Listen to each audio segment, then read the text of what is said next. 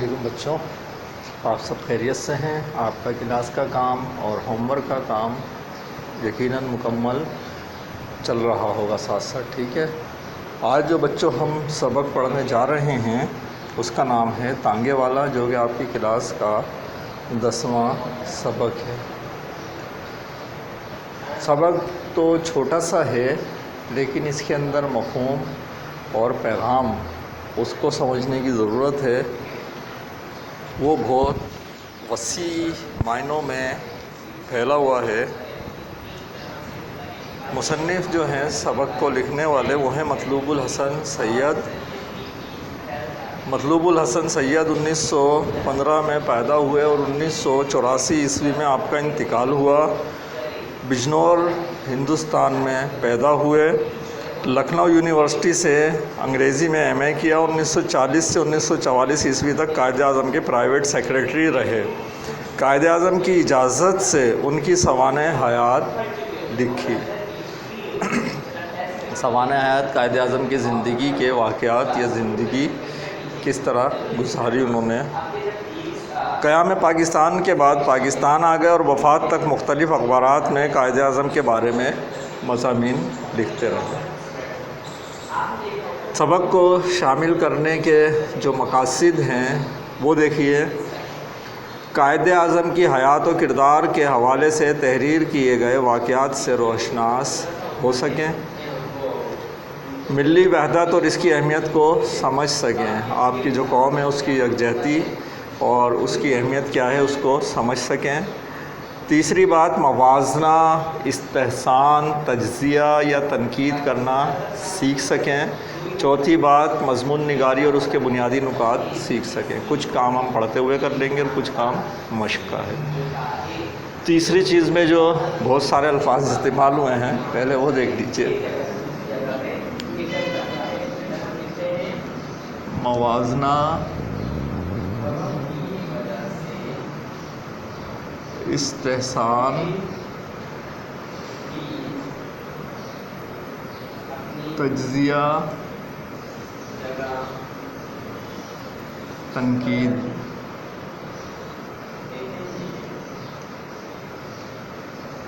سب سے پہلے موازنہ۔ موازنہ کیا ہے؟ دو چیزیں لے کر ان کے درمیان فرق کو دیکھنا، ان کے درمیان کیا کیا چیزیں ایک جیسی ہیں، کیا کیا چیزیں مختلف ہیں، یہ چیزیں دیکھنا، اس کو آپ کہتے ہیں موازنہ۔ ایک چیز کا کسی دوسری چیز سے کمپیریزن کرنا، انگلش میں کمپیریزن، اردو میں موازنہ۔ ایک کو دوسرے کی نسبت سے دیکھنا، یہ کیا ہے؟ موازنہ ہے۔ اس کے بعد ہمارے پاس استحسان۔ استحسان یہاں پر جو استعمال ہوا ہے، آپ نے کوئی چیز دیکھی اور اس کو پسند کیا، پسندیدگی کا اظہار کیا۔ استحسان۔ تجزیہ، ایک چیز آپ نے پڑھی، بہت اچھی طرح پڑھی، یا ایک چیز دیکھی بہت اچھی طرح سے دیکھ لی، اس کا آپ غور کر چکے اس پہ، اب اس کا تجزیہ کر رہے ہیں، اس میں کیا کمی ہے، کیا ذاتی ہے، کیا چیز بہت اچھی ہے، کس چیز میں اس میں خامی ہے، یہ سب چیزیں۔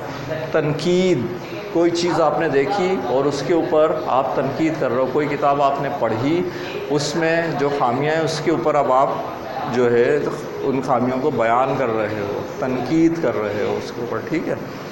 تو اس سبق میں یہ سب ہم دیکھ سکیں۔ پڑھتے ہوئے آپ کو بچوں کیا کام کرنا ہے وہ دیکھ لیں۔ یہ قائد اعظم کی زندگی کا ایک سچا واقعہ ہے جسے ان کے سیکریٹری مطلوب الحسن سید نے لکھا ہے۔ تمام کرداروں کے ناموں کے نیچے خط سیدھی لائن کھینچ دینی ہے۔ میسور کے نندی پہاڑ پر، میسور جگہ کا نام، نندی پہاڑ کا نام، نندی پہاڑ پر قائد اعظم نے کچھ عرصہ قیام کیا۔ وہاں ایک خط موصول ہوا جو آگرے سے آیا تھا۔ آگرہ بھی جگہ کا نام ہے، معذرت چاہتا ہوں۔ خط اردو میں تھا اور لکھنے والے نے رول دار کاغذ استعمال کیا تھا، لائنوں والا کاغذ، جو غالباً کسی رجسٹر سے پھاڑا گیا تھا۔ یہ خط ایک تانگے والے نے لکھا تھا۔ خط گالیوں سے شروع ہوا تھا۔ کس کو لکھا گیا ہے؟ قائد اعظم صاحب کو۔ کیوں لکھی ہیں گالیاں بھی پتہ لگے گا۔ لیکن بعد میں لکھنے والے نے لکھا تھا کہ ہماری گالیوں کا برا نہ مانیں، کیونکہ ہم تانگے والوں کی زبان ہی ایسی ہوتی ہے، دراصل یہ ہمارے پیار کی زبان ہے۔ یہ خط 2 قسطوں میں موصول ہوا تھا۔ پہلی قسط میں اس نے لکھا تھا کہ میرے پاس ایک سواری آ گئی ہے، اس لیے باقی خط پھر لکھوں گا۔ چنانچہ دوسری قسط دوسرے روز مل گئی۔ اس خط کا لب لباب خلاصہ بیان پیش کیا جا رہا ہے۔ لب لباب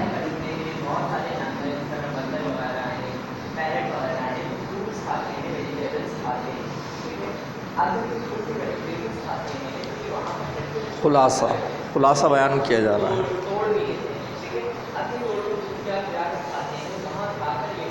اس خط کا لب لباب یہ تھا کہ راکم الحروف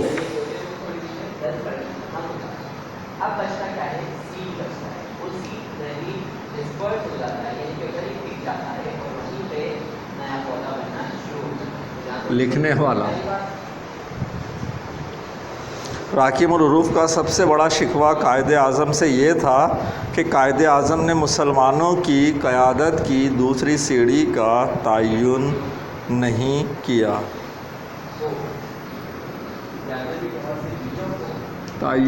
متعین کرنا، طے کرنا، پہلے سے کسی بات کو طے کر دینا، تعین کر لینا۔ اس نے لکھا تھا کہ قائد اعظم، تمہاری وفات کے بعد مسلمانوں میں خلا پیدا ہو جائے گا، جس کی وجہ سے مسلمانوں کو سیاست کے مخمصے میں پھنس جانے کا اندیشہ ہے۔ مخمصے یہ نکلا ہے دراصل،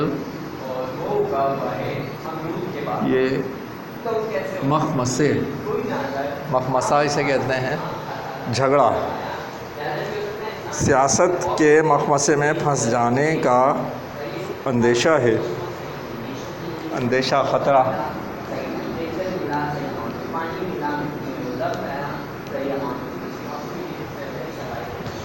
اندیشہ ہے، اس لیے اپنے نیچے کی قیادت کو ابھی سے منظم کرنا شروع کر دو۔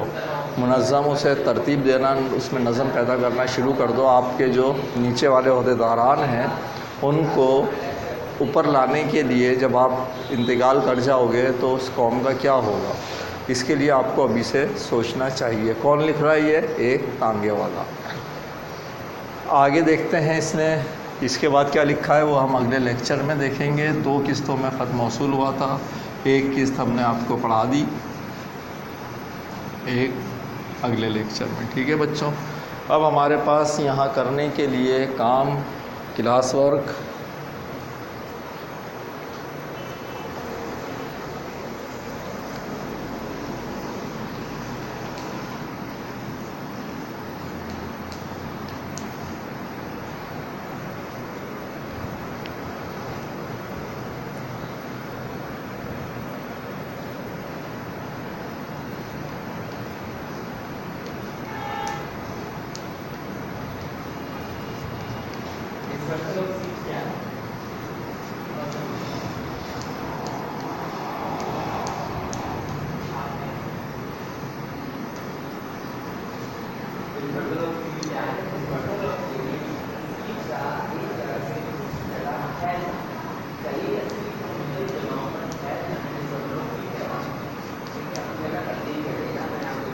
تانگے والے نے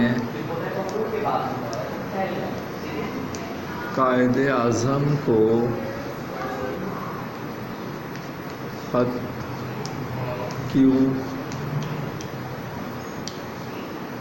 لکھا؟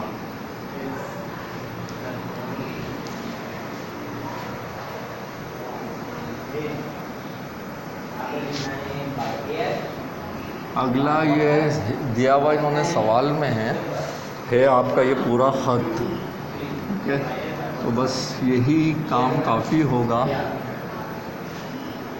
آپ قائد اعظم کے نام ایک خط تحریر کریں جس میں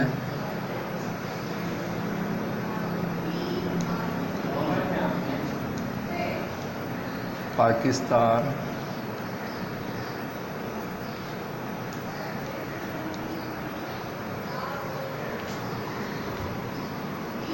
کا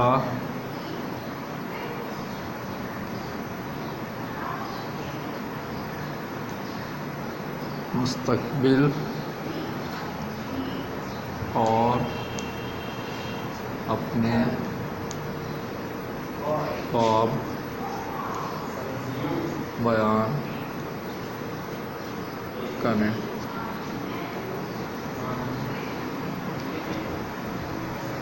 ٹھیک ہے بچوں، یہ آپ کا آج کا کلاس ورک، اسے جلدی سے پورا کیجیے۔ اس کے بعد آپ کا ہوم ورک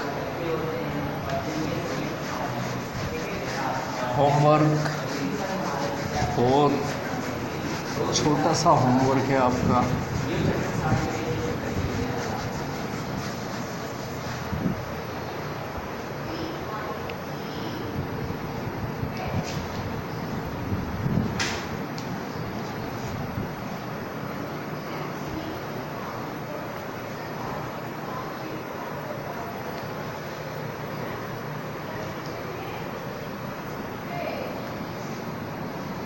اس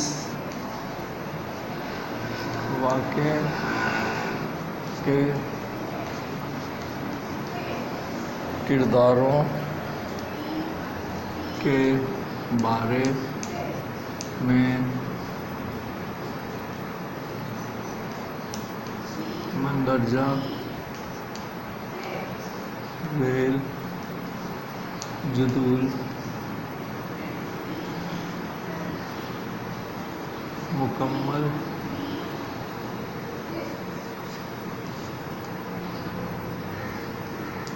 کیجیے۔ میں آپ کو کرداروں کے نام لکھ دے رہا ہوں۔ قائد اعظم، نمبر 2 ٹانگے والا،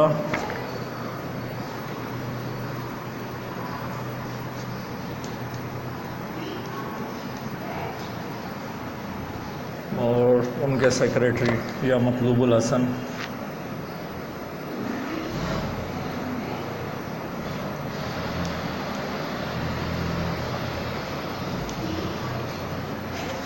یہ کردار ہیں آپ کے،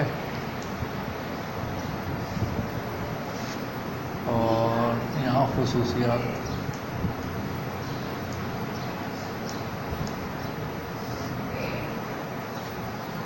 ٹھیک ہے، اب ان کی خصوصیت جیسے قائد اعظم، قوم کے لیڈر،